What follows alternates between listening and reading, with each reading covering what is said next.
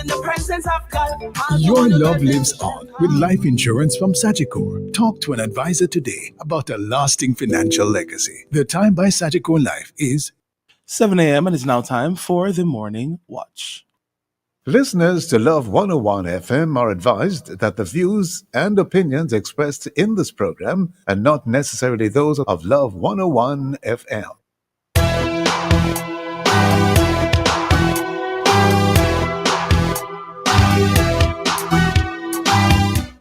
Hello and welcome to the award-winning The Morning Watch on Love 101 FM.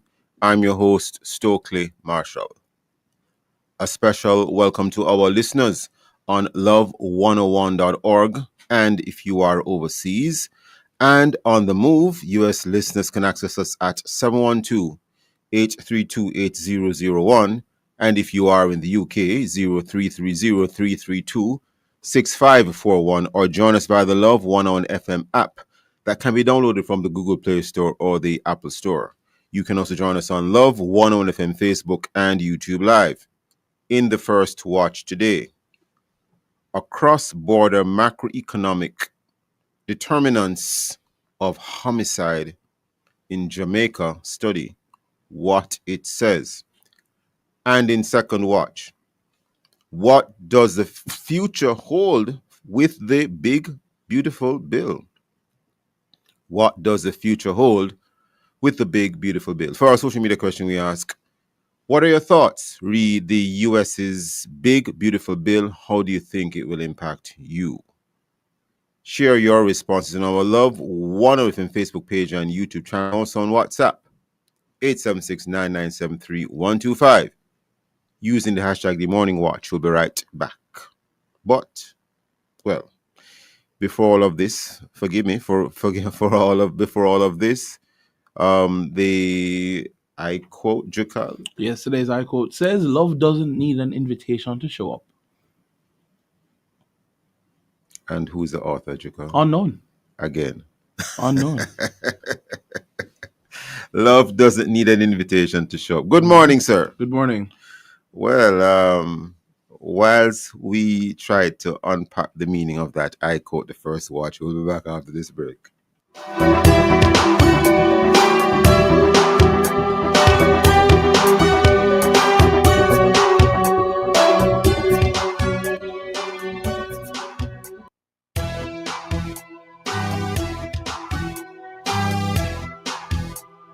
Hurricane season is here. Is your property underinsured? If your policy hasn't been updated in years, you are at risk. One hurricane and you could be paying millions out of pocket. Don't get caught off guard. Know your property's value. Talk to your insurance provider today. Check it, value it, insure it. Real value, real coverage. A message from the Insurance Association of Jamaica, protecting what matters most.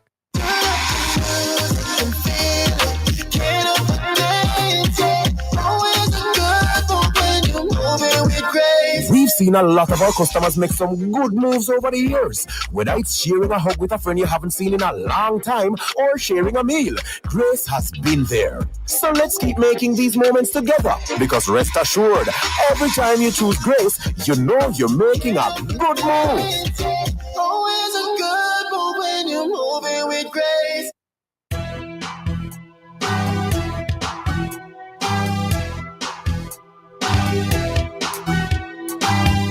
Welcome back to the Morning Watch. I'm your host, Stokeley Marshall. We are in the first watch, and this first watch will be focusing on a particular topic of interest. Now, this study examines the influence of macroeconomic indicators in both Jamaica and the United States on Jamaica's homicide rate from 1970 to 2024. And the results appear to show that Jamaican unemployment and U.S. GDP, gross domestic product, GDP per capita, are positively associated with Jamaica's homicide rate. Here to discuss this, we have research consultant Dr. Paul Bourne, who is an author of the respective paper on the matter. Dr. Bourne, good morning. Good morning to your listeners. I'm hoping they're having a fine day. Well, we are still trying to unpack the I quote, love doesn't need an invitation to show up, and the author is unknown. Do you have a comment on that I quote in the next 10 seconds, sir? If I were the author, I would be also unknown.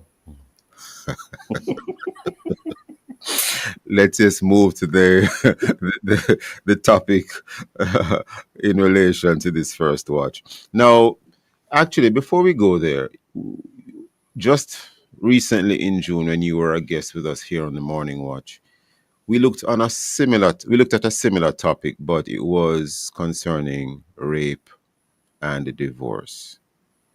And you were in a nutshell saying, paraphrasing, of course, that the more there is unemployment, is the sharper the rise in cases of rape. Am I correct? Indeed, indeed. But we never really got around to divorce. So before we get to homicide today, in about 60 seconds, any comments on the whole matter of unemployment and divorce before we get to homicide? Is it that when there is more unemployment, there's more divorce? Or is it that when there is more employment and there's more money, there is less divorce? We want to give some information to your listeners. We found out that when there's an increase in the GDP, there's a rise in divorce. Means that the more money people get, the more likely they want to separate. Oh, interesting. So, So, okay. So, in other words, it's not so much about unemployment, it's about increasing wealth. The more wealth increases, is the we more. also find a symbiotic relationship between unemployment and divorce as well, which means that if you lose your job, you're more likely to be divorced. So, can you explain a little bit more for us? Give you 30 more seconds to explain that. Well, it's simple. If you have nothing, then what is happening in Jamaica? People are now saying, why should you be married? That's one. And if you have more income, the irony is if you have more income, they want to leave you. So it would likely mean that you're still employed and not unemployed. I'm just trying to figure it out. Well, remember, you can have income without being employed. You could be your own whatever. You could be doing so many things to get an income. No, I'm just trying to figure, is it that if the gentleman or even the lady loses, her job, is that the other party says, I can't bother with this relationship, let me just divorce? What we could look at statistics internationally and locally to realize that the women are the ones who are normally pushing for divorce. So if that is the case, then we could look at what is going on then. So it means that if a woman becomes more independent economically, she's likely to actually ask for a divorce. Okay, so if the gentleman becomes unemployed, but the woman is in her job and she's employed or in a business, she's earning money, she will probably say she's not bothering with this marriage anymore. That's exactly what the numbers are implying, which we need to actually do some qualitative study to sort of unearth what is going on there, what is actually causing this phenomenon. I see. Dr. Bourne, always very interesting hearing you, sort of explain some of these situations here. Now, in terms of the current matter, and let me just remind listeners of the topic of this first watch: across-border macroeconomic determinants of homicide, murders in Jamaica. Study what it says, but we took a couple of minutes to have Dr. Bourne explain or to indicate a couple of things from his last discussion with us on rape and divorce. Now, in terms of homicide in Jamaica, sir, what is the genesis of this study? Okay. What I'm realizing is that Jamaica now, and maybe a lot of persons are not aware, but using the 2020 data internationally, we are now ranked number 2 in terms of the most murderous nation in the world per 100,000 population. And seeing those figures, I'm trying to understand what is actually causing this, because we understand what caused it. We can actually put in place solutions or programs to address it. Can you recall who is ahead of us? Number one? What is a Central American country that is ahead of Jamaica? I see. Right. And Lesotho third. Lesotho Yeah, third, third, etc. right. Now, how has the data varied or differed over time, over the years? Maybe say the last 50 years or so. Well, what we have been seeing in Jamaica in terms of using decades, 70s, 80s, 90s, up to 2024, Yeah. is that we have been seeing an escalation in number of murders. I mean, from it started way back down into the 1980s. Some persons want to say it started in the 1990s. No, it actually started increasing substantially in the 1980s. And ever since then, we have not seen any rollback or even any marginal reduction in what has been actually happening. I think in 1990s, it went up to, I think, 70-something% increase in murders over the period before. So it means that something's actually going on in Jamaica systemic that we need to understand. And if we don't understand it, we're going to continue to having this problem be repeated, and possibly a number of persons are not going to be in Jamaica, but listening about Jamaica from other places.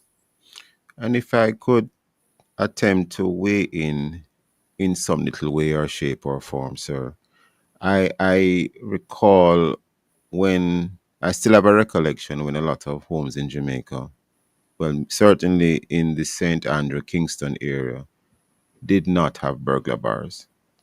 Oh, And then the burglar bar frenzy started because of all the robberies. But at the time, we weren't hearing about a lot of murders, but we were seeing an uptick in the break-ins.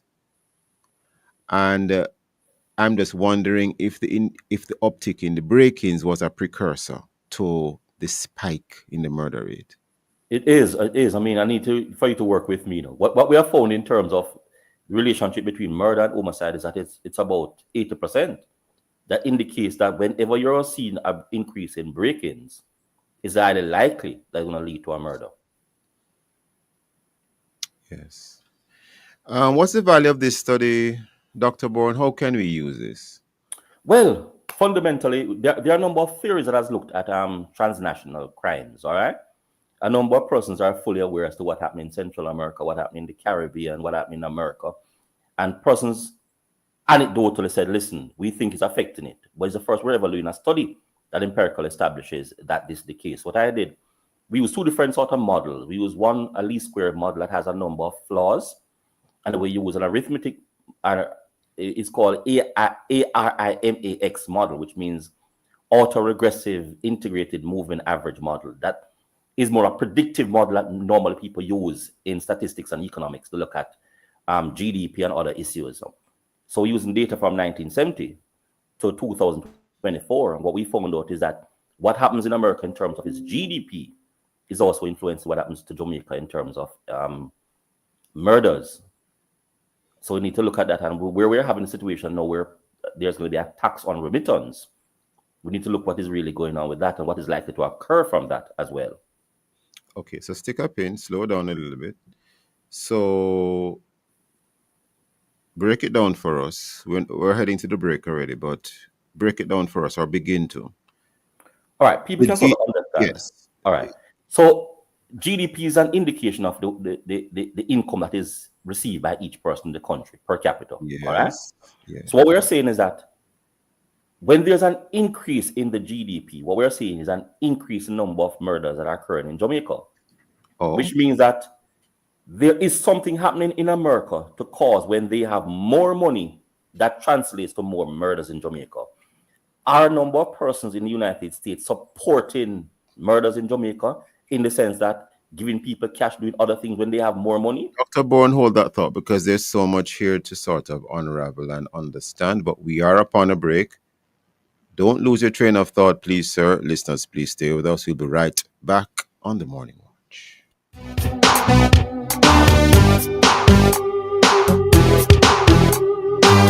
The New Testament Church of God in Jamaica is celebrating 100 years, and you're invited to attend the special health fair coming up on Friday, July 11. Free admission, free medical, dental, and optical care. Meet the Child Protection and Family Services Agency, Registrar General's Department, Legal Information, National Land Agency, National Housing Trust, Heart Trust, and STA. Plenty things to keep at the health fair, Friday, July 11th from 10 a.m. at the New Testament Church of God Convention Center, Rodens Pen, Old Harbor. Don't you miss it.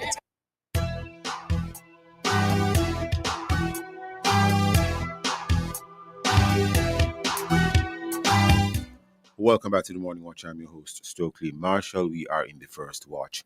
The topic is across-border macroeconomic determinants of homicide in Jamaica. Study what it says. And our guest is research consultant Dr. Paul Bourne. Dr. Bourne, you are making a very, very, very critical comment just before the break. Please continue the relationship or the nexus between homicide and GDP in both the USA and Jamaica. So what we could look at a number of things that occurred in the 1990s, 1980s, 1990s, the shower posse phenomenon. What we found out that before that sort of period in which the shower posse operating from New York began to become wealthier, what they did was to invest in murder and a number of activities that are relating to murder. That has sort of continued. But what a number of researchers were not looking at is whether this single phenomenon has actually become a wider issue, which is exactly the reason for my study, to sort of look at what it is saying and which person need to understand clearly. And I want to point out this for person to understand that there is no positive linear relationship between poverty and homicide in Jamaica. I have actually examined that, and that myth has been dispelled. So it is not poverty which is actually causing the homicides in Jamaica. It is income. If you have more income, what we found out is that there's an increase in the number of homicides in Jamaica. Now, a number of persons can actually argue, when you get more money, why would you spend it that way? It is just the reality of what is going on. And we need to look at that reality. What would be causing that to happen?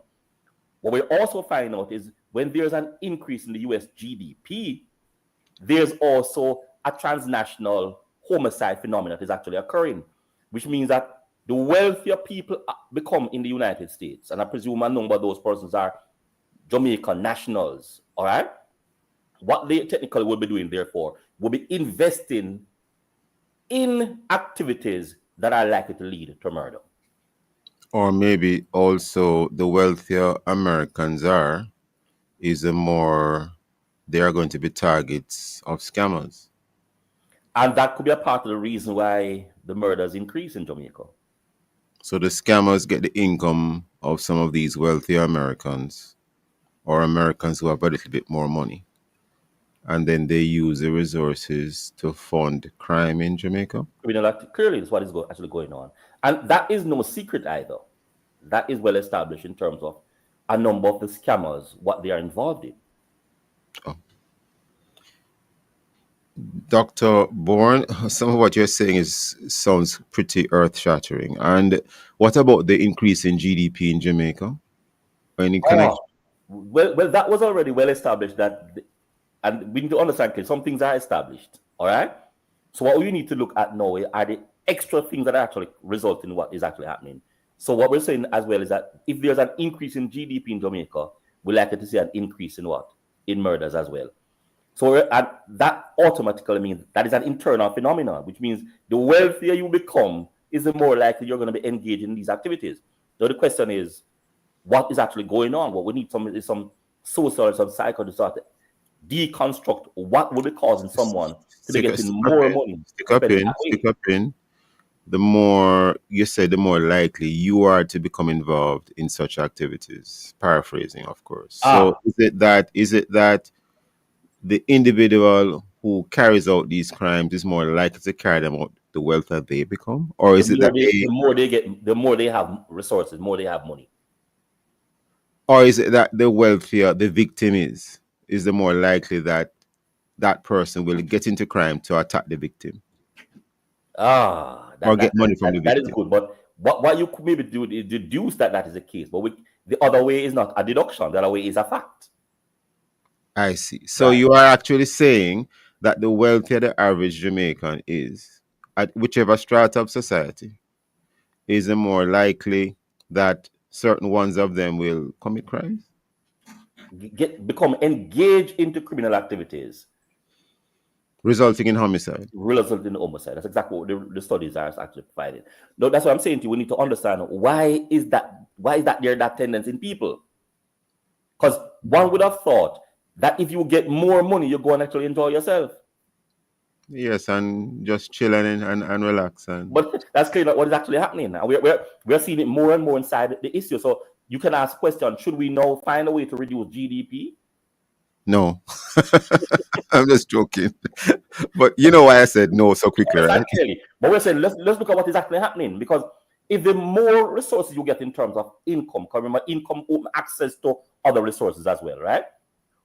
There's a linear positive relationship with the number of homicides occurring in Jamaica. I know that Yes, you're a we need to look at that. researcher and you're probably looking at things in the temporal sense, but could it be on the spiritual side or even on just the psychological side? Forgive me for saying just the psychological side. But there are some words such as envy, jealousy, avarice. Some people greed. So you're getting more, but you just want more because you have this and you want more, so you can have more of what the next person has. I'm just putting that out there. Indeed. But what we're saying, Which may not come up in it may not come up in your study, but but it is coming up in the study, because remember, the income is an expression of an end product. All right. So what goes inside of you making more money, and what is actually some of those ingredients that are going into that money that are causing you to have this tendency? And I'm saying here we need to have to examine that, because if we're going to be trying to solve the homicide phenomenon in Jamaica, we need to understand what are some of the driving forces inside people's decision when they get money that they lead to becoming criminals. Dr. Bourne, what would you say are some of the biggest takeaways from this study? And by the way, in terms of acknowledging all the persons who have anything to do with this study in terms of homicides, apart from yourself being one of the authors, would you like to acknowledge the other two gentlemen? Dr. Ikalfani Solan and Yes. Mr. Thorpe. We have been working Feliciana Thorpe. Right. We have been working on a number of ideas.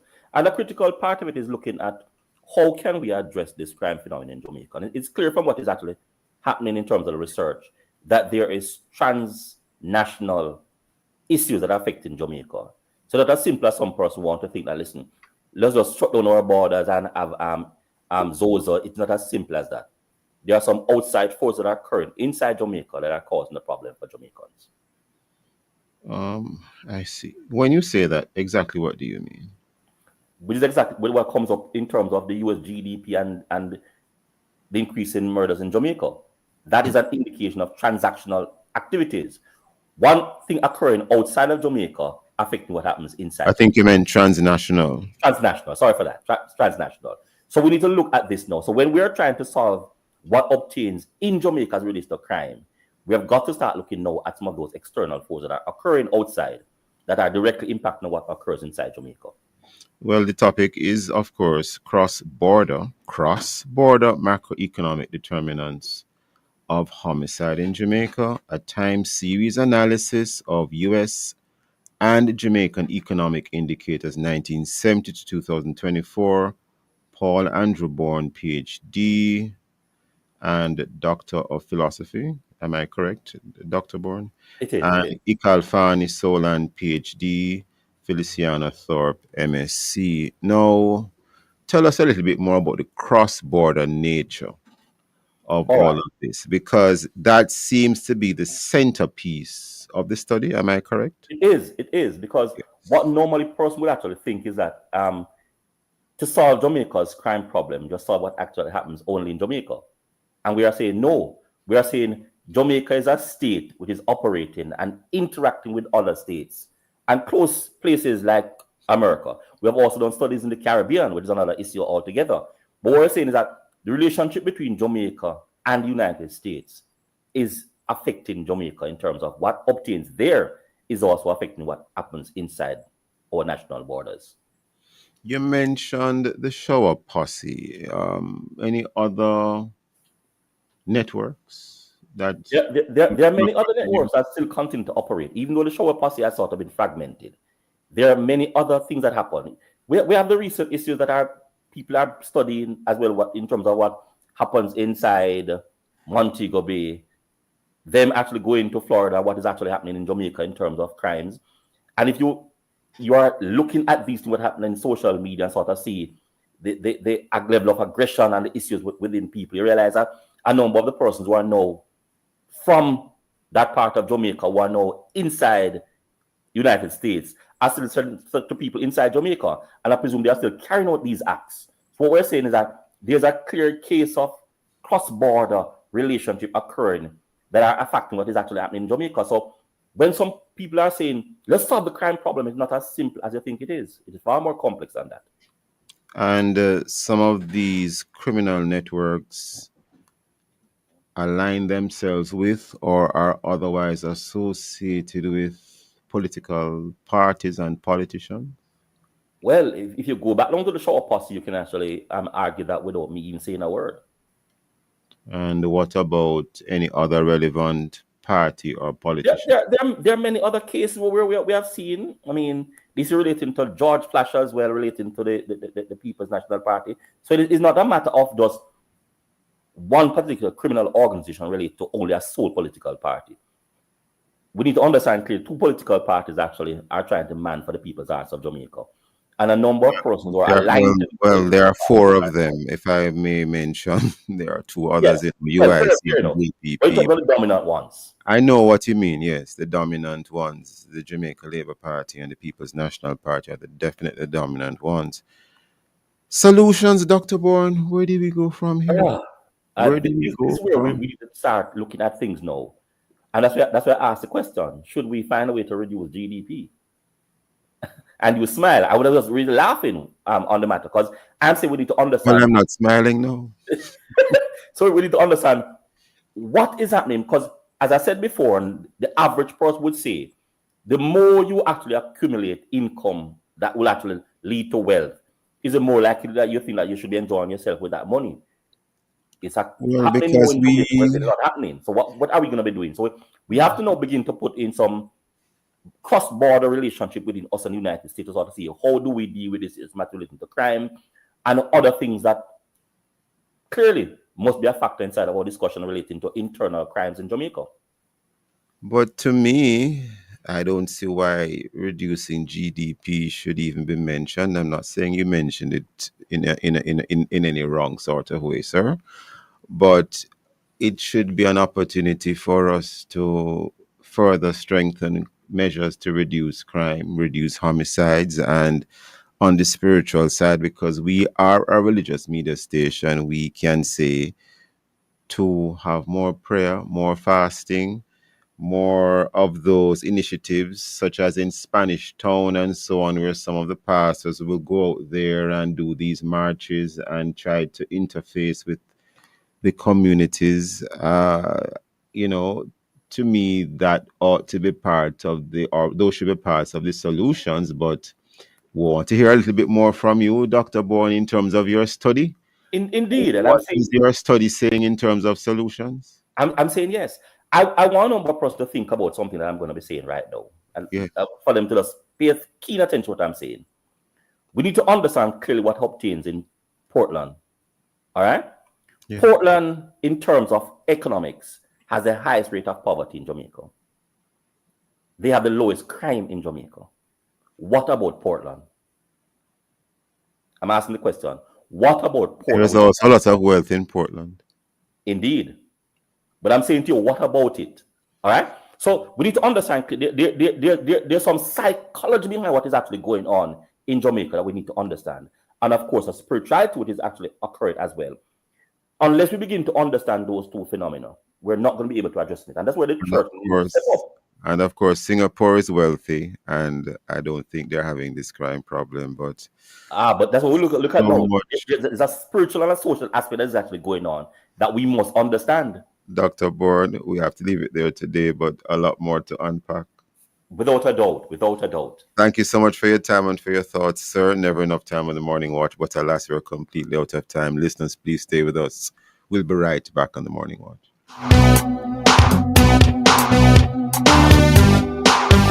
Start your journey with a JN Small Business Loan with small business loans as little as $10,000 and up to $4 million. The time by JN Small Business Loan is 7:30. Don't let freshness ditch you when you need it the most. Wash your clothes with Downy Softener to keep dazzling everyone around you from day to night. Try Downy Softener now.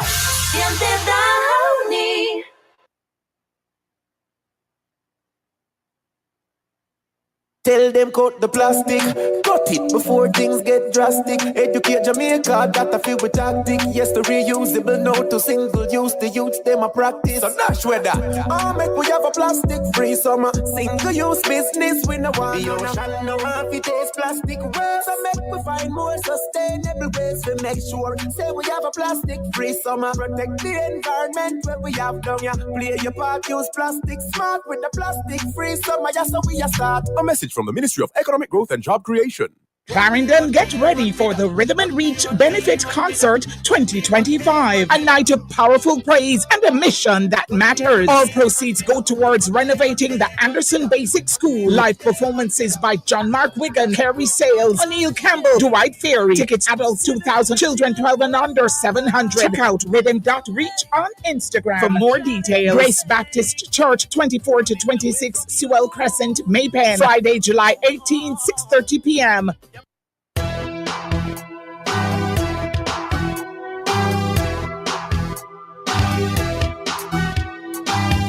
Welcome back to the Morning Watch. I'm your host, Stokeley Marshall. Let's take a look now at the newspapers to see what Jamaicans and others are saying and doing.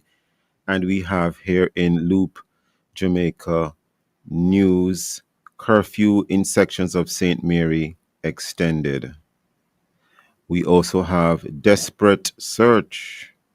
Father and son reported missing. We also have man accused of robberies, sexual assault held in Clarendon raid. And we turn now to the Gleaner, a couple of stories here. Clarendon farmer found hanging in suspected suicide. We also have over 5,000 Jamaicans accessed legal aid last financial year. We also have Trump to put 25% tariffs on Japan and South Korea. New import taxes on 12 other nations. And we also have general election campaigning expected to intensify as Parliament starts summer recess. We now turn to the Daily Observer. Learn from Jamaica. Gonzalez, as the Prime Minister of St. Vincent and the Grenadines, Gonzalez urges Caribbean to emulate use of advanced forensic scientific tools. That story by Horace Hines. And we have reference to a story at page 10 of the Observer. It's featured on the front page of the Daily Observer, though. It says, Phillips rubbishes Stern's claim of green sweep in Manchester. Those and many other stories in our various news sources. Coming up next, we'll read for some of the feedback from Facebook, YouTube, and WhatsApp question, which is, what are your thoughts to read the US's big, beautiful bill? How do you think it will impact you? If you haven't done so yet, leave your responses on our Facebook or YouTube Love 101 FM Jamaica Live, and also WhatsApp comments and voice notes to 876-9973-125 using the hashtag The Morning Watch. We'll be right back.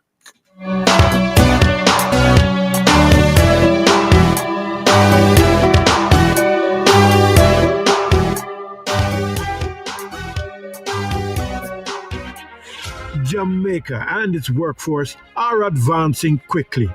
Life-changing opportunities are arising. You need training and support.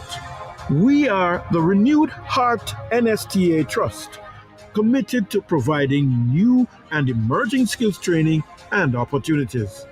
Come to Heart. We'll help you claim your place in the workforce of the future.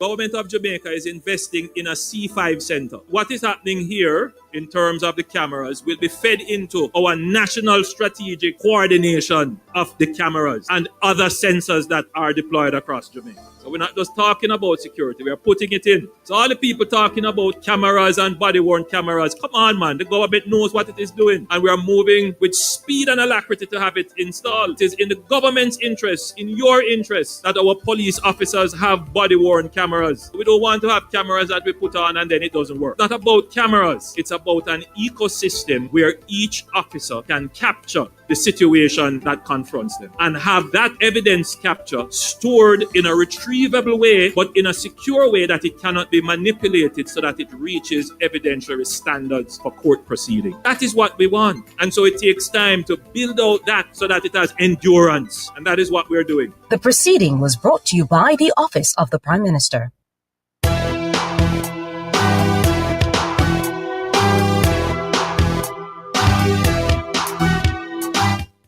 Welcome back to the Morning Watch. I'm your host, Stokeley Marshall. Now, for your responses to our social media question, what are your thoughts with the U.S.'s big, beautiful bill? How do you think it will impact you, Jakal? All right, so we have two responses. Cherry in Spanish Town says, let me get my glasses 1 second. All right, so Cherry says, for your that spectacles. big bill, yeah, your my spectacles. Yeah, there you go. For that big bill, I have heard about it, heard persons talk about it, but I have yet to see the bill. Many persons, or many times, we tend to run with the negative impact before persons dwell on it and not see the positive impact and the benefits for the long run. What I know is what affects America will affect us as Jamaicans. So if it is positive, the impact for America, it will be a positive impact for Jamaica. Edna from Montego Bay sent a voice note. Let's hear from her. Good morning, Morning Watch. Good morning, Love 101 listeners and staff. Well, when it comes to the social media question this morning, for me, there is no comprehending, so I won't comment. So I will take up the topic, the quote, love doesn't need any invitation. Love doesn't need any invitation because love is something that we always have. It is within us, you know? So it doesn't need an invitation. It's something that we have in us that's come naturally. Mm-hmm. So, all right. Thank you so much, Edna. Thank you so much. Yes. You see, I quote from this morning. It's so relevant that I quote is right. Exactly. Yeah, I could just sense it, you know. Mm-hmm. Love doesn't need an invitation to show up, but we don't know who the author is. Right. Still trying to unpack it. Thank you for those comments.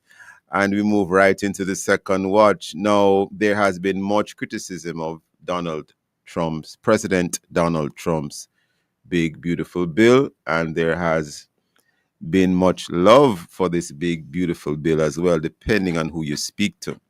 Now, it has caused quite a fracture, it would appear, between, in American politics. And there has been talk on both sides of the political divide in the U.S. about this bill and even within parties. Now, some people say they're disappointed with the bill. Some say they love the bill. And the vote on the final passage in the House was 215 to 214 in favor of the bill. So I guess that was a erasure. That was like on the edge in terms of it passing. Now, it has been passed, and where do we go from here? Where does Jamaica go from here as a country? Where does the region, the entire Caribbean region, go from here? Because there are a couple of things in the big, beautiful bill that will impact persons from Jamaica and the wider Caribbean. We have as our guest today, Joseph Cox, economist and strategic consultant, host, Caribbean Business Review podcast, and Philip Hudson, a Jamaican resident in the USA. Joseph Cox, Philip Hudson, good morning, gentlemen. Morning. Good morning, Mr. Marshall. And morning, Mr. Cox, Mr. Hudson. Good morning. I think one or both of them are muted. Are you both muted? Yeah. I think I'm hearing a voice. Is that Mr. Cox or Mr. Hudson? I don't know. I hope it's me. Okay, I am speaking now. Mr. Cox, you're hoping it's you. Yes, And we all hope it's you as well. Are you hearing me? Mr. Hudson, we're hearing you loud and clear, sir. Great Right. hearing you both, actually. Good morning to you both. We're going to Morning. get right into it because never enough time on the morning watch. What does this mean for Jamaica and the region, both financial support, in terms of financial support of projects and pressure on certain policies, the Trump big, beautiful bill? And before we actually get into the impact on the region, Mr. Cox, would you like to, in short shrift, maybe a couple of seconds, say what the big, beautiful bill is all about, as it is dubbed? Well, the big beautiful bill, what it really is looking at, it is looking at reshaping how the United States, frankly, engages with others. How it's really is, it's a tax bill. It's a tax bill. So it's really the whole ethos of it is really to treat with keeping the tax breaks that were put in place from 2017 in the United States. And what you see is that it's a policy framework that is built out really to accommodate that. So you have changes in terms of immigration, changes in terms of things like remittances, the Medicaid, SNAP, etc., because all of these you have to alter them to compensate for whatever the losses that you would come up with from your tax breaks. Nonetheless, you still end up with a $3 trillion deficit over the next 10 years. So all in all, it's really what is a compensatory type of bill that is looking to treat with dealing with the tax breaks first and foremost, but then it uses the opportunity to alter a number of other policies and frameworks, which will obviously, as you have alluded to, impact persons not just in Jamaica, but with the Caribbean and small island development states. Interesting. Philip Hudson, your thoughts? Well, Mr. Cox said it better than I could, but I think the general gist of the bill is to give a tax reduction to the higher income earners and to cut a lot of services or reduce a lot of services that the poorer segment of the society gets. That's my general summary. Understood. I haven't heard either of you make any mention of artificial intelligence and the big, beautiful bill. Any thoughts, Mr. Cox? Well, artificial intelligence, put it this way, artificial intelligence is the future. And I don't know that you can avoid. I mean, in none of these things, I don't remember seeing a very specific impact of that, looking at it just. But then I've also been just looking at it primarily through the lens of what will obtain in the Caribbean. But I mean, the truth of it is artificial intelligence is the future. It's here and it's going to be the future. Now, how we treat with that, because a number of industries will be displaced over time, as one would expect. And truthfully, even though it's not the United States already, I just pointed to a quick story that I hope you will follow up on, is that between 2022 and present in the United Kingdom, the jobs for young people who coming into the labor force have cut by a whopping 32%. And they have been displaced. A whopping 32%. Yes, because they've been displaced by artificial intelligence. The use of technology and so on has displaced a number of the entry-level jobs that you have obtained. So, I mean, it's here. We just have to basically refashion how we treat with things to ensure that we minimize displacement and, of course, create opportunities, because there are great opportunities that come with this as well. Interesting. We're almost upon a break already. In fact, we are now upon a break. Listeners, please stay with us. We'll be right back on the Morning Watch.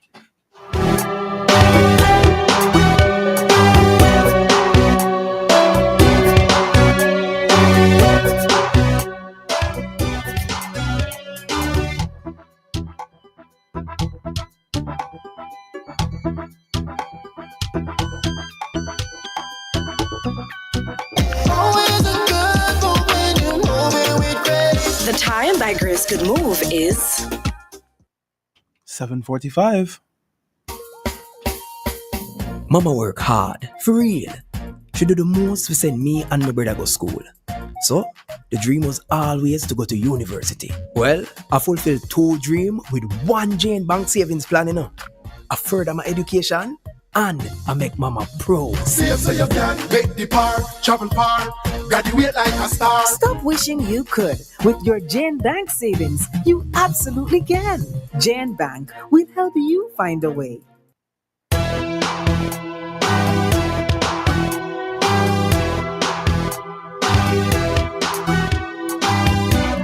Welcome back to the Morning Watch. I'm your host, Stokeley Marshall. We are in the second watch, and the topic is what does the future hold with the big, beautiful bill coming out of the United States. Our guests are Joseph Cox and Philip Hudson. Now, as we continue this discourse, I just want to mention a couple of things that it is indicated will impact a lot of persons from the Caribbean. Jamaica, of course, definitely will be impacted in terms of this big, beautiful bill. For instance, it is being indicated that there will be immigration fee increases effective the 4th of July 2025, just gone. Visa integrity fee, $250 per non-immigrant visa indexed annually. Refunds for departure on time or legal adjustment non-waivable. And there are a couple of other things, such as asylum fees. New asylum fee of $1,000, annual renewal fee $100, EAD renewal $550 minimum, no waivers allowed. Of course, these are all United States dollars. And immigration court fees, for instance, inadmissibility waivers, $1,050 minimum. And jumping down here to additional enforcement fees, $5,000 penalty, failure to appear sponsor. $5,000 removal in absentia penalty. And there are other fees relevant to this coming out of the big, beautiful bill. Philip Hudson, your thoughts? Well, I think the president made it clear that he does not want certain segments of the world population to come to America. He wants to keep it of a lighter hue. So, Mr. Hudson, I must intervene on an editorial note. We have nothing in writing. We have no policy document out of the United States of America. We have nothing at all to hint that there is anything racial about this policy. But continue, Mr. Hudson. Well, all right. So having said that, the president has put a number of countries and that they're not having those citizens come here. And there's a couple of countries that they're sending back people to those countries. As a matter of fact, they're even sending people who are not born in some countries there. So, I think one has to look at the situation, look at it, and come to their own conclusion as to what the president and his cabinet is trying to do. Interesting, Mr. Hudson. Very interesting. I don't know, Mr. Cox, you have anything to weigh in on here? No, these sorts of increase, these fees, the additional $250, for instance. Yeah, well, the 250, what we have to recognize is that the 250 is plus the 185 that people currently would have to pay to get the visa. And you can get it back, if you return, I suppose, if you return and nothing untoward occurred, you can claim it back. Yeah, that's what it says. But the truth of it is that there is no specific timeline that's attached to that. So it could be, yeah, you're right. It could be after a trip. It could be at the expiry of your visa. You just don't know. I mean, it's speculation. I just don't know. But the one I want to also highlight is the one that raises the EAD, which is the Employment Authorization Document. Now, where that can be a particular impact and really create some challenges for all students, but Caribbean students in particular, we're giving the focus here, is that this is this $550 US, right? And this is a authorization that is oftentimes afforded to students, right? So they allow you to work temporarily. And indeed, persons in the States who don't have like a permanent resident status and so on, that is the authorization they have to do now. $550 US dollars is an additional, Jamaica 160, about what, 88,000. I mean, that's not a small amount of money. So these things, to be truthful, what they do is that they create an additional barrier for persons, particularly those who, we have very socioeconomic groups. And for those who might already be economically challenged, this creates additional burden for them. Yes. So that is, in the same vein, that is why I've mentioned things like the student loan forgiveness that has been repealed with this bill, that will create a particular challenge. And why these things all matter is that the impact upon the overall income or the disposable income that persons have, which then trickles down to us in terms of our remittance flows. Because remember, for Jamaica, the remittance is anywhere between 3 and 3.5 billion per year US dollars, right? So any kind of disruption, there are fees that are now being applied to it, and then using all sorts of mechanisms to really up the bureaucracy. So any kind of impact like that will directly impact the remittance flows, and of course, that has a trickle-down effect on us. Interesting. And what do we make of Mr. Elon Musk forming the America Party, which he said he would do if the big beautiful bill passed? It did pass, so now he has formed this party. He was, of course, quite a major figure in the U.S. administration in the few short months post-elections. I'll start with you, Philip Hudson. Your thoughts? Well, Mr. Musk, his contention, he said, was that he wants tax reduction. So he's saying that with the $3 trillion over the next 10 years, as well as one of his concerns was the taking away the tax, taking away the 7.5 on the car, on his electric car. So I think basically he has a different. Well, first of all, the Republicans are now causing a. I'm at a loss for the word, but they normally are conservative when it comes to funds, but they're causing a big amount of money as far as the. And I'm at a loss for the word right now. But anyway, so I think with Musk, he's of the opinion that he wants a party who won't saddle future generation with taxes. So that's his philosophy that he's coming with. And I think it also has something to do with Musk being very disappointed. It is being reported, I think, that he thinks too much money is being spent. Am I correct, Mr. Hudson? That's my understanding as well.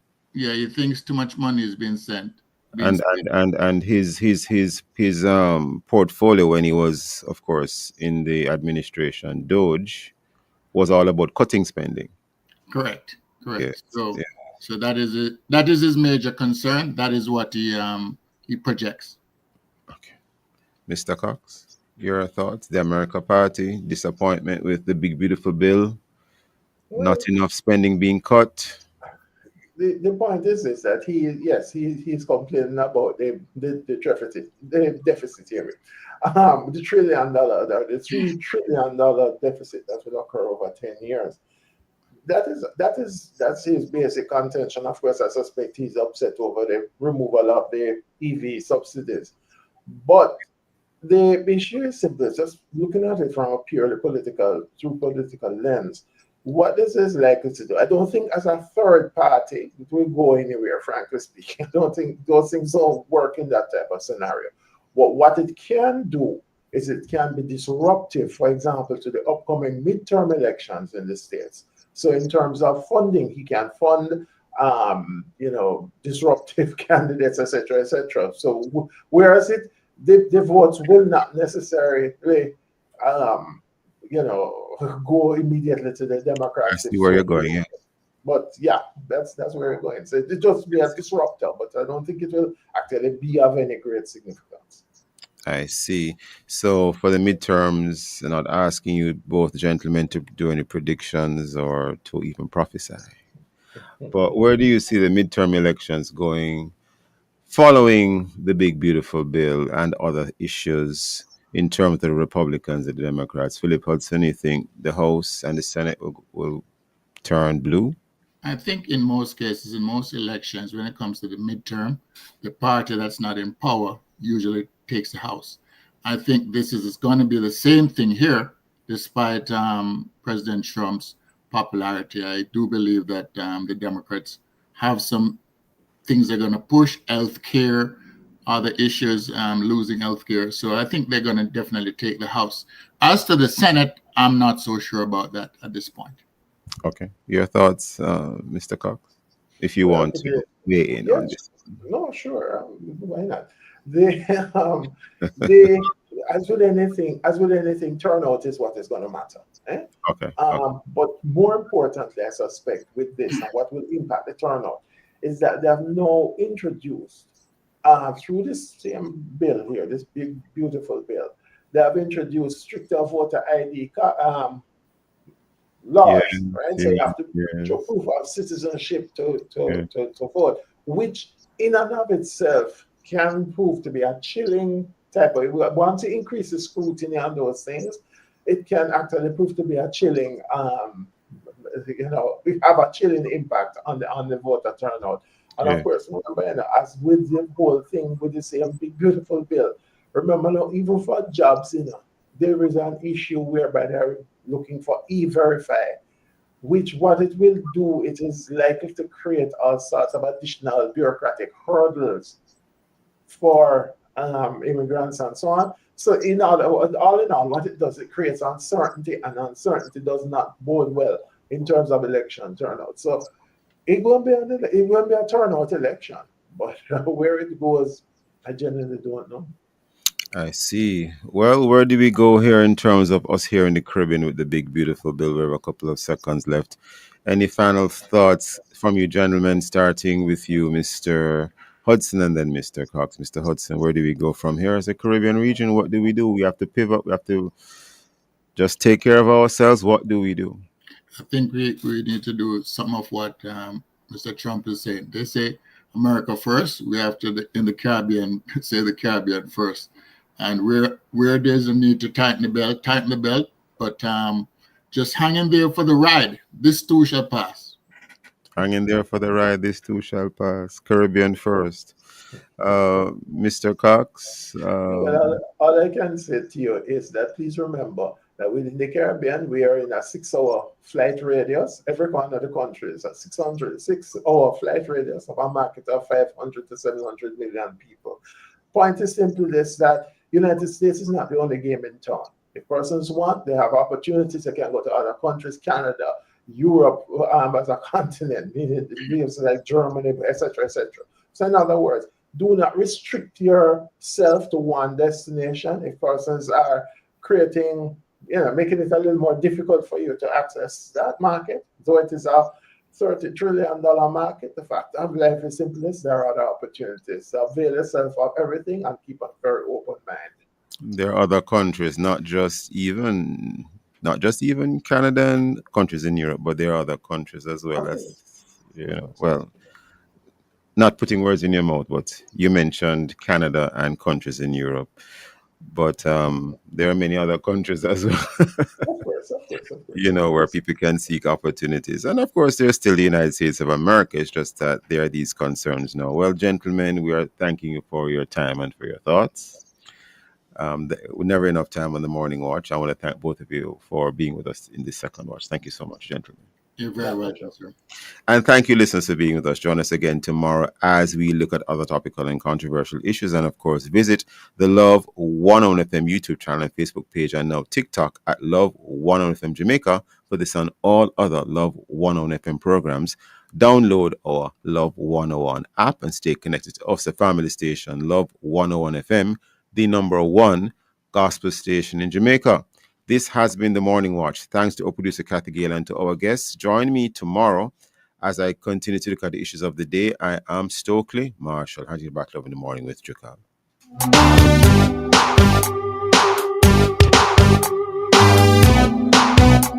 Truth is, you can live life to the fullest with HIV. This time signal is brought to you by the Ministry of Health and Wellness. The time is 8 o'clock, and you're now invited to listen to Forward in Faith, brought to you by the New Testament